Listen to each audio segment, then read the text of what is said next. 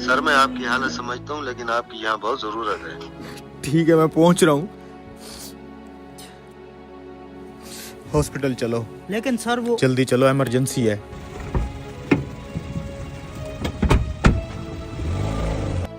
Patient की क्या हालत है? सर बच्चे की हालत बहुत क्रिटिकल है। ऑपरेशन थिएटर रेडी है? जी जी सर, सब कुछ रेडी है।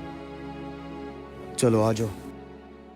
इतनी देर लगा दी आने में, तुम्हें पता भी है मेरा बेटा कितनी सख्त अजियत में है। वो यहाँ जिंदगी और मौत की कश्मकश में है। तुम लोगों में कोई एहसास जिम्मेदारी है कि नहीं?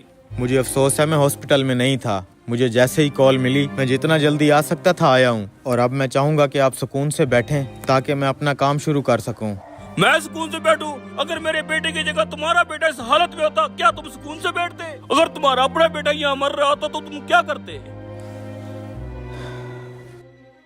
हमारी मुकद्दस किताब कहती है कि अल्लाह कादिर व मुतलक है, हर चीज का मालिक है, गफूर और रहीम है। डॉक्टर किसी को जिंदगी नहीं देता और ना ही किसी की उम्र बढ़ा सकता है। आप आराम से बैठें और अपने बेटे के लिए दुआ करें। हम आपके बेटे को बचाने की पूरी कोशिश करेंगे। बस इनकी नसीहतें सुन लो, चाहे उनकी जरूरत हो न हो। सर आपने इसकी बदतमीजी का जवाब क्यों नहीं दिया? वो परेशान है बेचारा, तुम बस जल्दी से हर चीज रेडी करो। जी सर, रेडी है।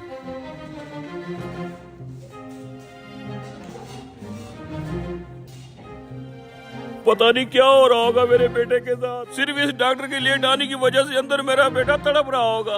अगर मेरे बेटे को कुछ हो गया तो मैं छोड़ूंगा इस डॉक्टर को। सर बहुत हिम्मत वाले हैं आप। जिन हालात में आप थे और आप यहाँ आ गए, बहुत बड़ा दिल है आपका।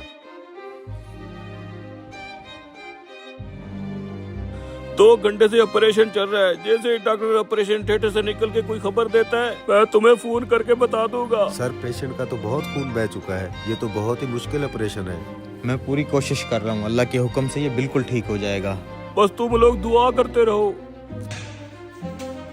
आपका बेटा अब खतरे से बाहर है। अगर मजीद कोई सवाल हो तो इन डॉक्टर साहब से पूछ लीजिएगा। देखो इसे, कितना मगरूर है ये आदमी। एक लम्हे के लिए ही नहीं रुका कि मैं अपने बेटे की हालत के बारे में पूछ लेता। बस करो भाई, कल डॉक्टर साहब का बेटा ट्रैफिक हादसे का शिकार होकर फौत हो गया था।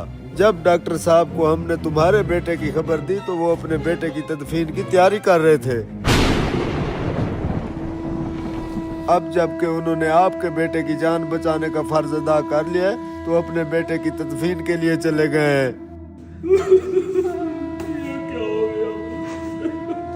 कभी किसी पर बेजा तनकीद ना करो, क्योंकि तुम नहीं जानते कि दूसरे की जिंदगी कैसी है और वो किन मुश्किलात में मुब्तला है। तुम्हें नहीं पता कि वो तुम्हारे काम आने के लिए कितनी बड़ी कुर्बानी दे के आ रहा है।